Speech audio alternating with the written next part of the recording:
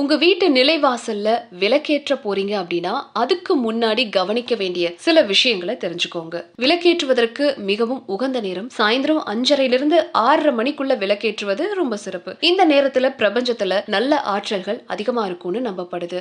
வாசல்ல ஏற்றப்படக்கூடிய விளக்கானது கிழக்கு அல்லது வடக்கு நோக்கி இருக்கணும். கிழக்கு நோக்கி ஏற்றினா உடல் ஆரோக்கியம் மேம்படும். வடக்கு நோக்கி ஏற்றினா செல்வம் பெருகும். தெற்கு திசையை நோக்கி விளக்கு வைக்கிறத முடிஞ்ச வரைக்கும் தவிர்க்கணும். வீட்டுக்குள்ள இருந்து வெளியே வரும்போது வாசலுடைய வலது புறத்துல விளக்கு இருக்கணும். இதுவே மகாலட்சுமி வீட்டுக்குள்ள நுழையும் வழியாவும் கருதப்படுதுங்க. ஆன்மீக ரீதியா பசுனை கொண்டு விளக்கேற்றுவதுதான் முதன்மையானது. அது கிடைக்காத பட்சத்துல நல்லெண்ணெயை பயன்படுத்தி கூட விளக்கேற்றலாம். இது கிரக தோஷங்களை நீக்கி அமைதியை கொடுக்கும். குப்பை அல்லது அழுக்கு நிறைஞ்ச இடத்துல ஒருபோதும் விளக்கேத்தாதீங்க. வாசலை சுத்தமா தொடச்சு ஒரு சின்னதா கோலம் போட்டு மலர்களால அலங்கரிச்சதுக்கு அப்புறமா விளக்கேற்றுவது வீட்டுடைய லட்சுமி கடாட்சத்தை அதிகப்படுத்தும். பூக்கள் தானியங்கள் வச்ச பீடத்தின் மேல கூட விளக்க நீங்க வைக்கலாம். அது அக்னி தேவனுக்கு நம்ம கொடுக்கிற மரியாதையும் கூட.